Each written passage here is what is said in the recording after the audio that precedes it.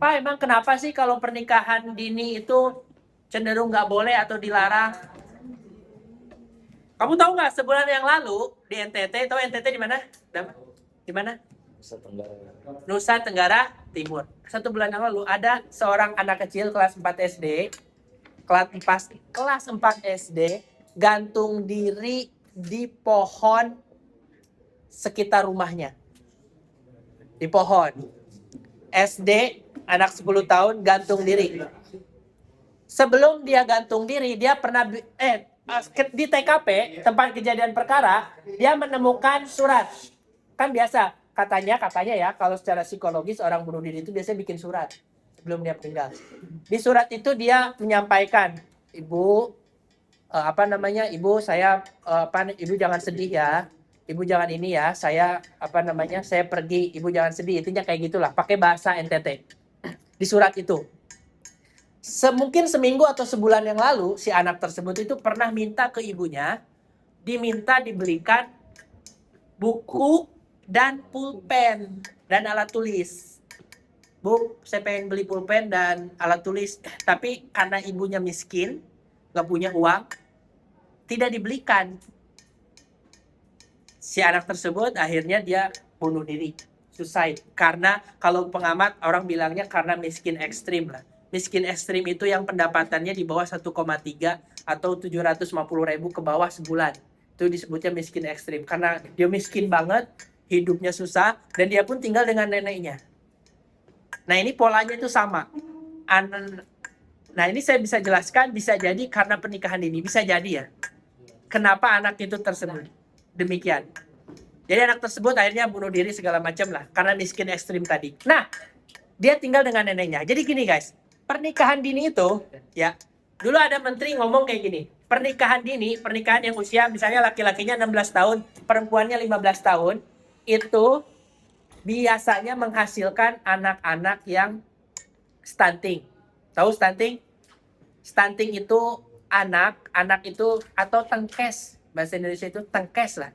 Stunting itu anak-anak biasanya ciri-ciri tubuhnya itu tidak tinggi gitu. Bukan tidak tinggi pas udah gede ya, tapi pas kecilnya gitu loh. Fisiknya itu tidak seperti yang lainnya. Terus kapasitas otaknya itu terbatas. Itu stunting. Jadi stunting itu kayak kekurangan gizi. Kekurangan gizinya itu parah. Sehingga bikin anak tersebut dari kapasitas otaknya itu nggak maksimal. Kapasitas fisiknya itu nggak maksimal. Jadi dia lemotnya itu luar biasa lemot gitu loh. Itu disebutnya stunting. Dan itu nggak bisa diubah. Dia bisanya dicegah. Kalau anak udah stunting, ya stunting. Nggak bisa itu bisanya dicegah. Dicegahnya itu adalah memenuhi kebutuhan gizi di 1.000 hari pertama dia hidup.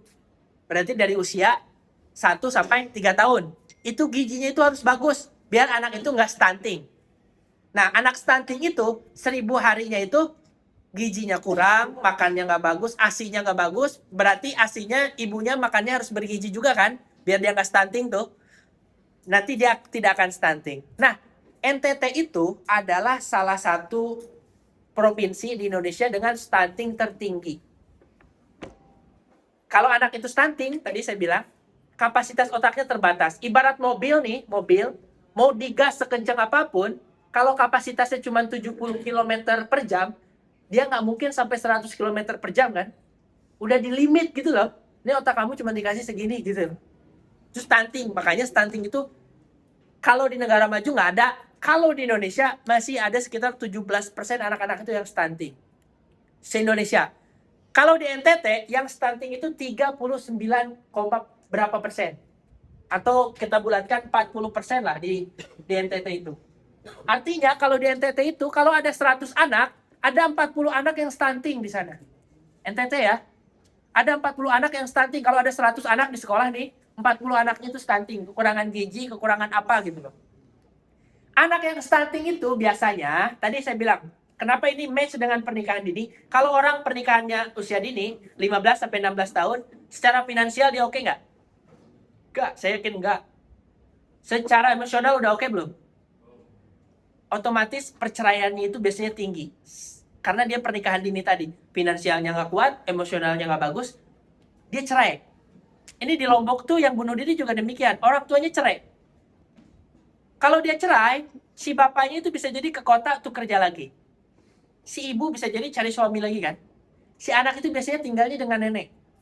Banyak tuh Jawa Barat itu banyak tempat-tempat yang banyak anaknya stunting, biasanya anaknya itu tinggal sama neneknya. Nah, ya neneknya juga miskin, ibunya miskin, bapaknya miskin, gizinya juga gak bakalan terpenuhi kan. Case-nya di Indonesia itu banyak yang masih seperti itu. Karena pernikahan dini. Pernikahan dini perceraiannya tinggi, anak-anak terlantarnya juga jadi tinggi, anak stuntingnya jadi tinggi. Makanya kalau mau mengurangi stunting, salah satunya adalah dengan jangan menolak pernikahan dini.